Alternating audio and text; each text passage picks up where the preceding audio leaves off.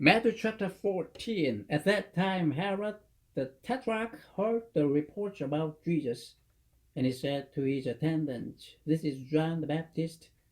He has risen from the dead. That is why miraculous powers are at work in him."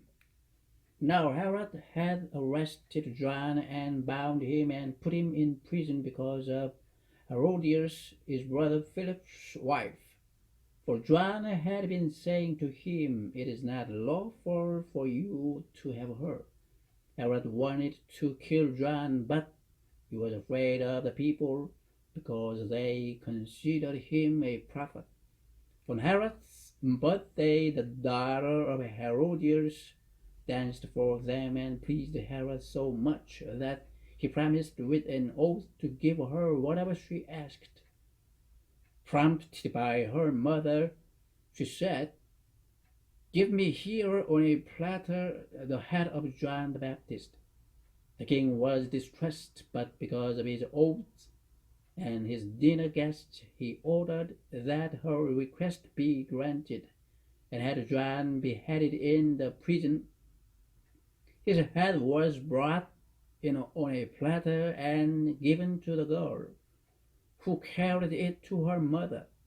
John's disciples came and took his body and buried it. Then they went and told Jesus. When Jesus heard what had happened, he withdrew by boat privately to a solitary place. Hearing of this, the crowds followed him on foot from the towns. When Jesus landed and saw a large crowd, he had compassion on them and healed their sick. As evening approached, the disciples came to him and said, "This is a remote place and it's already getting late.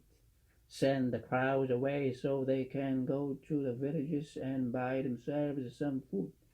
Jesus replied, "They do not need to go away. You give them something to eat." "We have here only 5 loaves of bread and 2 fish," they answered. "Bring them here to me," he said, and he directed the people to sit down on the grass. Taking the 5 loaves and the 2 fish and looking up to heaven, he gave thanks and broke the loaves. Then he gave them to the disciples, and the disciples gave them to the people. They all ate and were satisfied, and the disciples picked up 12 basketfuls of broken pieces that were left over. The number of those who ate was about 5,000 men, besides women and children. Immediately Jesus made the disciples get into the boat and go on ahead of him to the other side, while he dismissed the crowd. After he had dismissed them, he went up on a mountainside by himself to pray. When evening came, he was there alone, but the boat was already a considerable distance from land, buffeted by the waves because the wind was against it.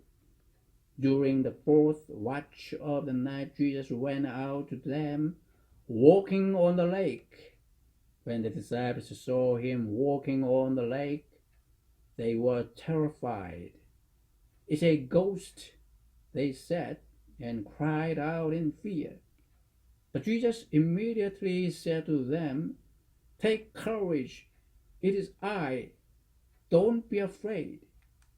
"Lord, if it's you," Peter replied, "tell me to come to you on the water." "Come," he said. Then Peter got down out of the boat, walked on the water, and came toward Jesus. But when he saw the wind, he was afraid and, beginning to sink, cried out, "Lord, save me."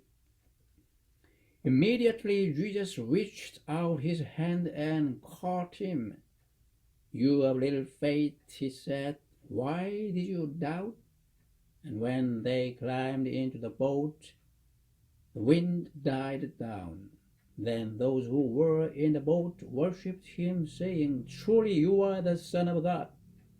When they had crossed over, they landed at Gennesaret. And when the men of that place recognized Jesus, they sent word to all the surrounding country. People brought all their sick to him and begged him to let the sick just touch the edge of his cloak. And all who touched him were healed.